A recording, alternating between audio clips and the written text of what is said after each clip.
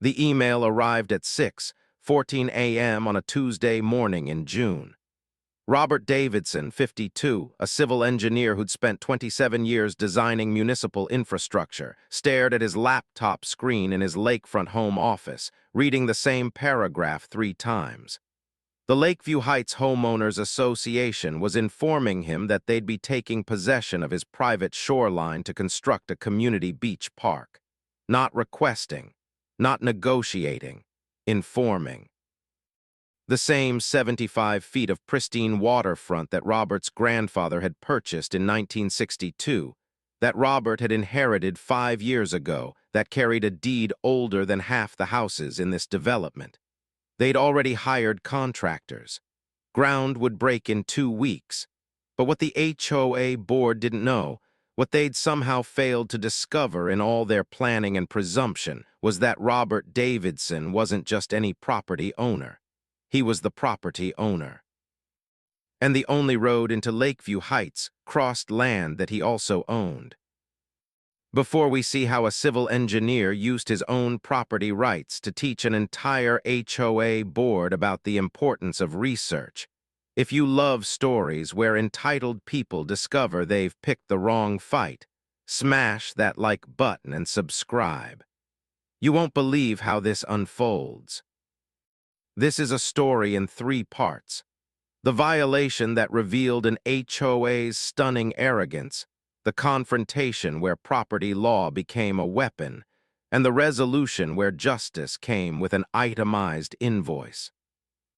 The violation unfolded over 8 weeks as Robert Davidson watched an HOA board make assumption after assumption about property they didn't own. Each meeting, each letter, each consultation with contractors happened without a single attempt to verify ownership. The breaking point came when heavy machinery actually rolled onto his land, tearing up vegetation his grandfather had planted 60 years ago. Robert had tried reason, tried explanation, tried every peaceful avenue. The HOA's response was always the same: threats, dismissals, and condescension toward the quiet engineer who kept raising concerns they deemed irrelevant. The confrontation came on a Thursday morning when Robert Davidson did something the HOA never expected. He closed the only access road into their development, the private easement he'd been allowing them to use for free since 2019. Within hours, 63 families were trapped. The HOA president's furious phone call turned into stunned silence when Robert began reading property descriptions, survey numbers, and deed recordings that proved every single thing he was saying. The power shifted in seconds. The resolution came with legal papers, construction bills, and a lesson in humility that would cost the HOA exactly what they'd forced Robert to spend in legal fees, plus interest, plus the fair market value of the easement they'd been using without permission. Some lessons in property law are learned in classrooms. Others are learned when you try to steal from someone who designs infrastructure for a living. Here's exactly how it happened. Robert Davidson had never wanted to be involved with homeowners associations. At 52, he'd spent his entire career as a civil engineer for Monroe County, designing road systems, water management projects, and surveying property boundaries for municipal development.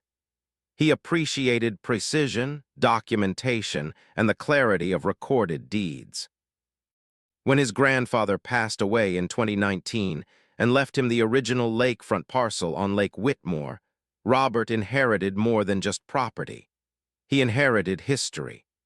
The 2.4 acres included 75 feet of pristine shoreline, a small cabin his grandfather had built by hand, and something the modern world had largely forgotten about: the original access road that predated the Lakeview Heights development by 30 years. That dirt road, now paved and widened, was still technically Robert's property, maintained under a verbal easement agreement that his grandfather had granted the developer back in 1994.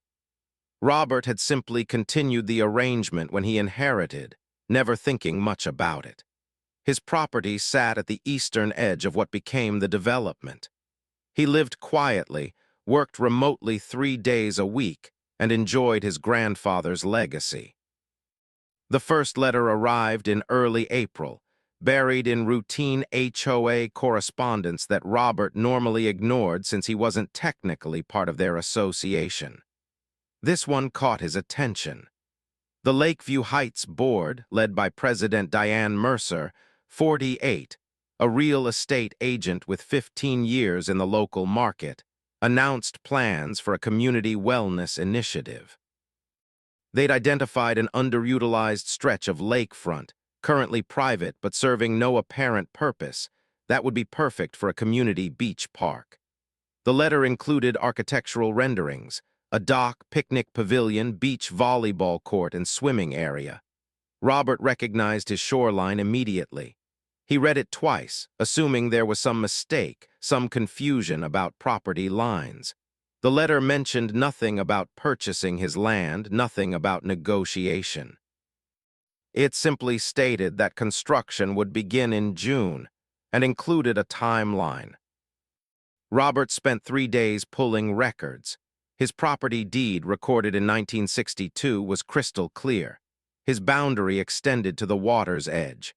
The development's plat, filed in 1993, showed his parcel as excluded, labeled Davidson Private Holding, not part of development. He called the HOA office on a Monday morning. The office manager, polite but dismissive, told him the board had consulted with their attorney and everything was in order. Robert asked to speak with Diane Mercer. The call came back 2 days later. Diane's tone was pleasant but firm. The property had been unused for years, she explained. The community would benefit. They'd already allocated $42,000 for the project. Robert tried to explain the deed situation. Diane cut him off. "Mr. Davidson, our attorney, has reviewed everything. This falls under community improvement provisions. You'll receive another letter shortly." She hung up before he could respond. The second letter arrived in late April with a construction timeline attached. Groundbreaking was scheduled for June 12th. Contractors had been hired. Lakeside Construction, a regional firm. Robert drove to the HOA office that afternoon. He brought his deed, his grandfather's original property survey, and the Monroe County Recorder's certification that he'd requested specifically for this meeting. He waited 40 minutes before Diane Mercer appeared, flanked by 2 board members, Tom Richardson, 56, a retired insurance adjuster, and Patricia Cole, 44, who worked in pharmaceutical sales. Robert spread the documents on the table. He walked them through the property description. He showed them the survey map. He explained, using his professional expertise, exactly why their project was going to take place on land they didn't own. Tom Richardson barely glanced at the papers. "Mr. Davidson, I appreciate your concern, but we've done our due diligence. This area has been treated as common land for decades." Patricia Cole nodded in agreement. "You can't just suddenly claim ownership of community space." Diane leaned back in her chair with the confidence of someone accustomed to getting her way. "Look, I've been selling property in this area for 15 years. I know what land belongs to whom. Your concerns are noted, but this project is happening. If you continue to interfere, we'll explore legal remedies for obstruction." Robert gathered his papers slowly. "I'm not interfering," he said quietly. "I'm informing you that you're about to commit trespassing and property destruction. I'm asking you formally to verify ownership before you proceed." Diane stood, signaling the meeting was over. "Thank you for your input, Mr. Davidson. We'll take it under advisement." May passed with increasingly aggressive correspondence. The HOA sent Robert a letter threatening legal action if he interfered with construction access. They sent another letter demanding he remove personal items from the shoreline, including an aluminum canoe his grandfather had chained to an old oak tree in 1987.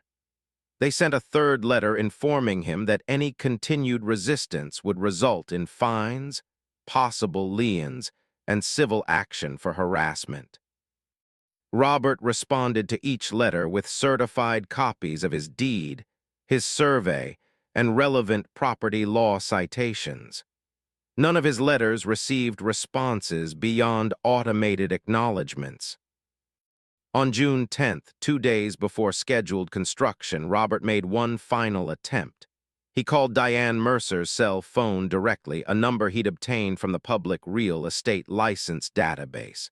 She answered on the fourth ring, clearly annoyed. "Mr. Davidson, this is harassment.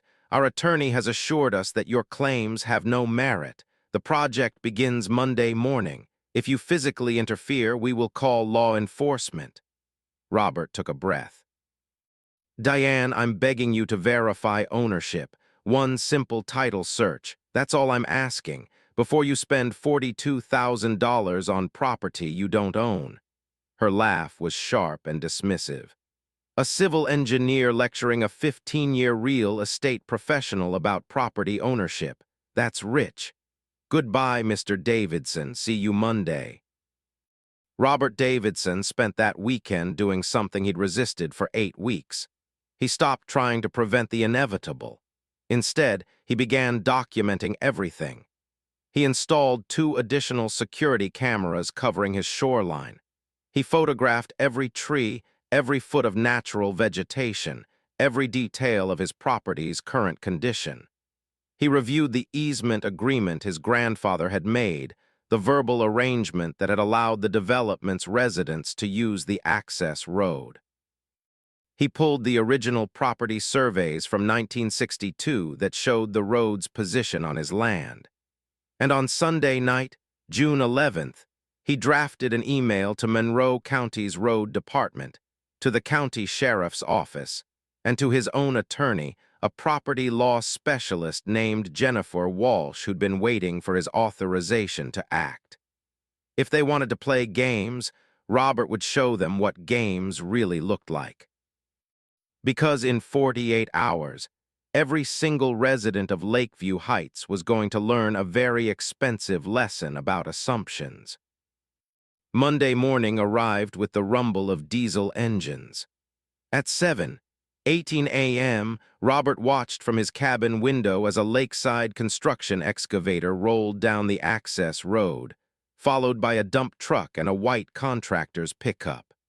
They drove past his property line markers, past the surveyor stakes he'd placed 2 weeks earlier, and directly onto his shoreline.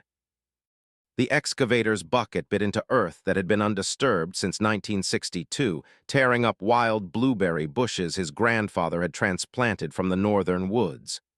Robert didn't move from the window. He simply pressed record on his phone and documented everything. By 8:30 a.m., they'd cleared 15 feet of vegetation. By 9:00 a.m., they were setting grade stakes for the pavilion foundation. Robert gave them until 9:15 a.m., then he walked outside. The site foreman, a man in his 30s wearing a lakeside construction shirt, looked up as Robert approached. "Morning," he said neutrally. "You're the owner of the cabin?" Robert nodded. "I am, and I'm also the owner of the land you're currently destroying." The foreman's expression shifted from polite to uncertain. "Sir, we've got permits and authorization from the HOA. This is their land." Robert pulled out his phone, showing the video he'd just recorded. "I need you to stop immediately. You're on private property without permission. I have documented evidence, and I'm prepared to call the county sheriff." The foreman made a call. 5 minutes later, Diane Mercer's silver Mercedes pulled up to the site. She stepped out wearing business casual attire and an expression of pure irritation. "Mr. Davidson, this is beyond ridiculous. These contractors are here legally. If you don't leave immediately, I'm calling the police myself." Robert's voice stayed level, the calm tone of someone who'd spent 3 decades explaining technical concepts to people who didn't want to hear them. "Please do. I'd love to have law enforcement verify property ownership." Something in his tone made her pause. The foreman looked between them, clearly uncomfortable. Diane pulled out her phone, dialing quickly. "Yes, I need an officer at 4750 Lakeshore Drive. We have a property owner interfering with legally authorized construction. Deputy Marcus Chen arrived 18 minutes later. Robert knew him slightly. Marcus had worked with the county on several infrastructure projects. "Mr. Davidson," Marcus said with professional neutrality. "What's the situation?" Robert handed him a folder he'd prepared that morning. "Deputy Chen, I own this property. I have the recorded deed, the original survey, and the property description. This construction is happening without my permission on land I legally own." The HOA has been informed repeatedly. They've chosen to proceed anyway. Diane stepped forward. "Officer, this is community property. Our attorney has confirmed it. This man has been harassing us for weeks trying to block a legitimate community improvement project." Marcus Chen opened the folder. His eyes moved across the deed, the survey map, the property description with its meets and bounds descriptions that clearly showed the shoreline as Robert's private holding. He looked at the construction site, then at the survey stakes Robert had placed. "Ms. Mercer, do you have documentation showing HOA ownership of this specific parcel?" Diane's confidence wavered. "Our attorney reviewed everything. This land has been unused for decades." Marcus's expression didn't change. "That's not what I asked. Do you have a deed showing HOA ownership?" Silence. "Then I need this construction stopped immediately. This appears to be a civil property dispute, but the documentation Mr. Davidson has provided creates reasonable doubt about authorization. Until you can produce equivalent proof of ownership, this stops now." The excavator went silent. The foreman started making calls. Diane stood frozen, her phone in her hand, the first crack appearing in her certainty. Robert pulled a second document from his folder. "There's something else you need to know, Diane, something your 15 years of real estate experience apparently didn't teach you to check." He handed her a copy of the 1994 easement agreement and the original 1962 property plat. "The access road you just drove in on. The road every single resident of Lakeview Heights uses to reach their homes. That's my property, too. My grandfather granted your developer a verbal easement in 1994 as a courtesy. I've continued that courtesy since 2019, but it's my road, on my land, and as of this moment, that easement is revoked." Diane's face went pale. "You can't do that. 63 families live here." Robert's voice stayed calm, but something harder entered his tone. "I can do exactly that. You've trespassed on my property, destroyed my vegetation, and ignored every legal attempt I made to resolve this peacefully. Deputy Chen, I'm formally closing the access road at East Lakeshore Drive. It's private property. I'll be installing a gate within the hour. Anyone who needs to exit may do so, but no one enters until this is resolved." Marcus Chen looked at the documents again. His expression revealed nothing, but he nodded slowly. "That's your right, sir. Ms. Mercer, I suggest you contact your attorney immediately." Within 30 minutes, Robert had called a fencing contractor he'd worked with on county projects. By 11:00 a.m., a lockable gate was being installed at the entrance to his private road. By noon, residents trying to return home from work were calling the HOA office, confused and angry about why they couldn't access their neighborhood. By 1:00 p.m., Diane Mercer called Robert's cell phone. Her voice shook. "You're holding 63 families hostage over a property dispute. This is illegal." Robert sat in his grandfather's cabin, looking at the torn earth where wild blueberries had grown for decades. "No, Diane, I'm enforcing my property rights, the same property rights you've been violating all morning. My attorney is Jennifer Walsh. Have your attorney call her. When you're ready to discuss this like adults with proper legal documentation, we can talk about access restoration. Until then, enjoy explaining to your neighbors why they can't get home." Hung up. Through the window, he could see the construction crew packing their equipment. The excavator sat silent, its bucket still holding earth from his property. Robert opened his laptop and began documenting damages, destroyed vegetation, disturbed soil, the emotional distress of watching his grandfather's legacy torn apart by people who couldn't be bothered to verify a simple deed.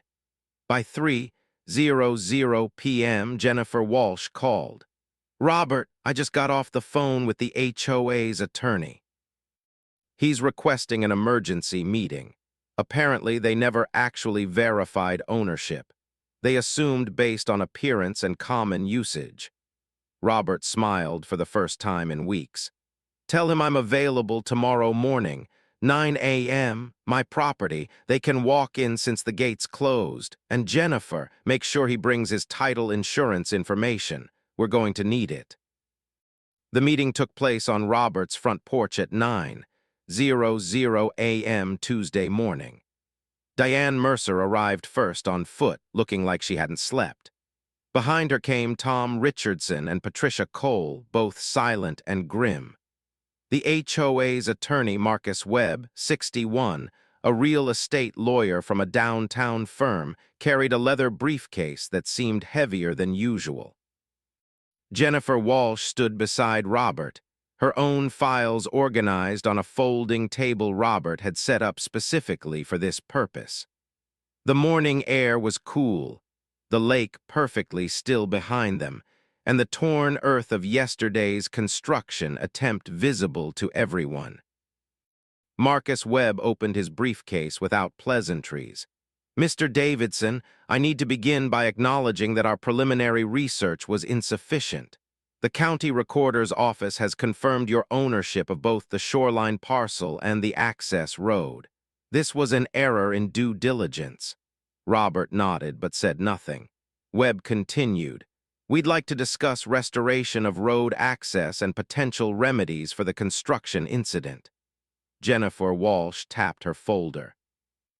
"Let's be clear about terms. Your clients didn't make an error.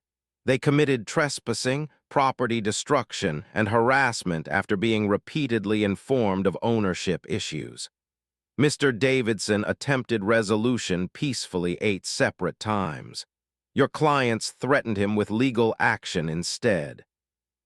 Diane Mercer found her voice, though it lacked the confidence from yesterday. "We were advised by our previous attorney that the property was part of community easement." Jennifer's expression didn't soften.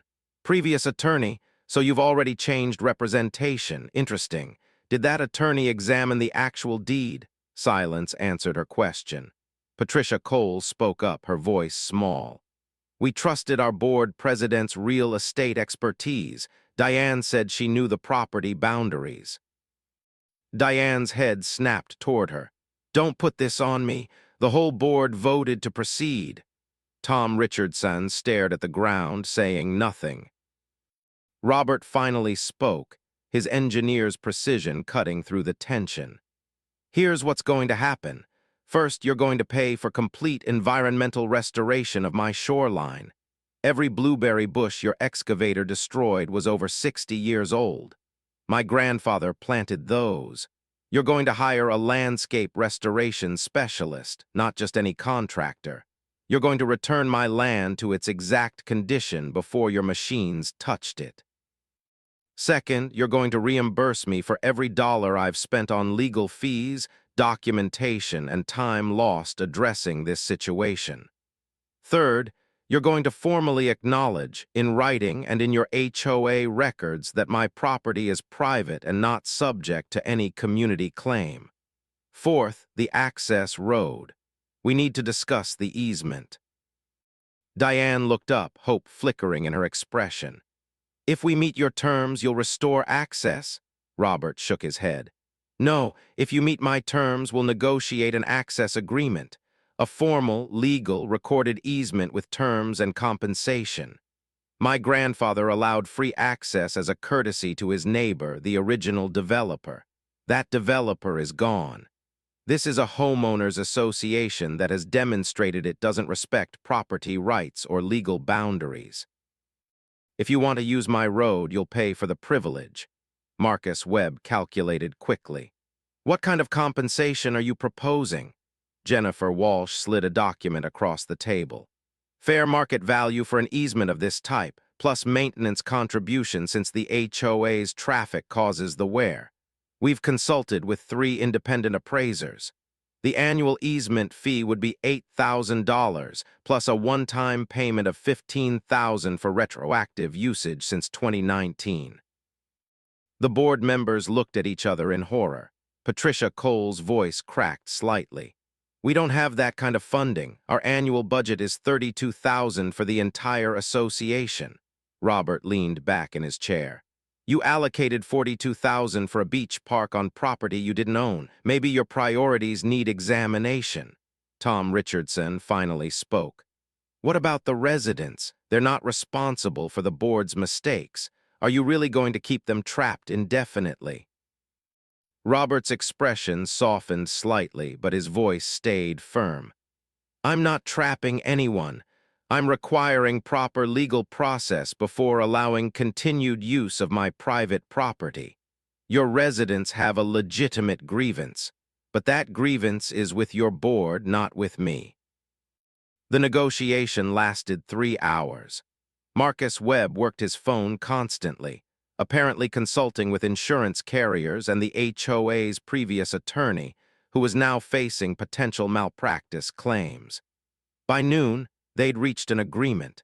The HOA would pay for complete environmental restoration by a specialist company of Robert's choosing, with Robert maintaining approval authority over all work.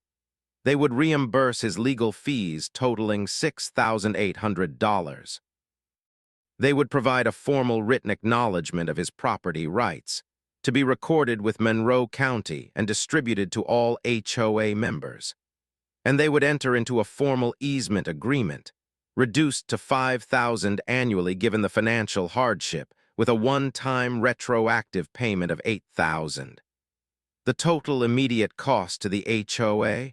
Approximately $22,000 plus ongoing annual fees. But Robert added one final condition. I want a personal apology from each board member, not to me, to your residents. You need to send a letter to every household explaining what happened, taking full responsibility, and acknowledging that your failure to verify basic property ownership has cost your community thousands of dollars. And Diane, you personally need to acknowledge that your professional expertise didn't extend to actually checking deed records before threatening legal action against someone trying to help you avoid this exact situation. Diane Mercer's face flushed red, but she nodded. By 2:00 p.m., the gate was open. By 5:00 p.m., the restoration company Robert selected had visited the site and provided a detailed plan for returning the shoreline to its original condition. 2 weeks later, Robert stood on his shoreline watching specialists carefully transplant mature blueberry bushes to replace the ones destroyed. The HOA had hired EcoRestore, a firm specializing in native vegetation recovery. The lead botanist, a woman in her 50s named Dr. Sarah Chen, worked with the care of someone who understood that some things can't be truly replaced, only honored in their restoration. Diane Mercer had resigned from the board 3 days after the settlement, her real estate reputation in the local area permanently damaged by the revelation that she'd led an HOA into a $22,000 mistake without checking basic property records. Tom Richardson and Patricia Cole remained on the board, chastened and facing recall petitions from angry residents. Robert's neighbor from across the lake, an elderly man named George Perkins who'd known Robert's grandfather, stopped by with fishing gear one Saturday morning. Heard about your HOA troubles, George said, settling into a lawn chair. Your grandfather would have handled it the same way.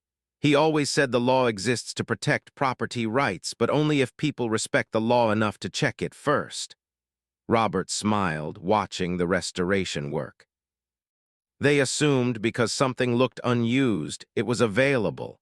That's not how property works. George cast his line into the water. Entitlement makes people stupid. They see something they want and convince themselves they have a right to it. Take someone like you to remind them that rights are documented in county records, not based on convenience. The final restoration took 6 weeks. When completed, Robert's shoreline looked almost identical to how it had appeared before the excavator arrived. Almost. The new blueberry bushes were healthy but young and would take years to fully establish. The wild undergrowth had been carefully reconstructed, but nature doesn't respond to human timelines.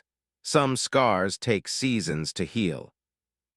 Robert walked the shoreline on a Tuesday evening in late July, the same anniversary week his grandfather had purchased this land 63 years earlier. The lake reflected the sunset in shades of orange and gold. Behind him, residents of Lakeview Heights drove home on the access road, now legally formalized and properly compensated. Most of them understood what had happened. A few still blamed Robert for causing trouble. Robert Davidson had learned something his engineering career had taught him repeatedly. Documentation beats assumption every single time. Property rights exist in deed books and survey records, not in convenience or common practice.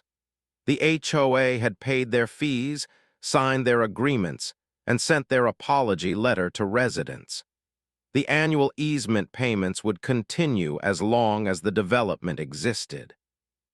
And every time a board member reviewed their budget and saw that $5,000 line item, they'd remember the cost of arrogance. Robert sat on his grandfather's porch that evening, a glass of iced tea in his hand, and felt something he hadn't felt in months. Peace. Not because he'd won, though he had. Not because justice had been served, though it had been. But because some principles, ownership, documentation, respect for law, matter more than convenience. And sometimes the quiet engineer who keeps raising concerns they deem irrelevant is exactly the person they should have listened to. Justice, Robert reflected, doesn't always come from a courtroom.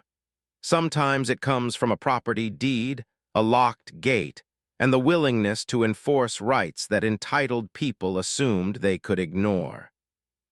Across the country in Sedona, Arizona, wildlife biologist Dr. Emma Torres, 47, stood in her driveway staring at the certified letter from her HOA demanding she remove the native plant garden she'd spent 2 years cultivating. The HOA president called it an eyesore that violated landscaping standards. Emma smiled, the same smile she used when explaining ecosystem management to developers who thought they knew better than science. What the HOA didn't know was that Emma's garden was part of a registered state pollinator conservation project, protected by environmental law, and that 3 endangered butterfly species now used her yard as essential habitat. "Please," Emma said quietly, photographing the letter, "keep demanding. I'd love to explain environmental protection statutes to people who think grass lawns matter more than endangered species." The HOA president's confident expression faltered. "But that's a story for another time,"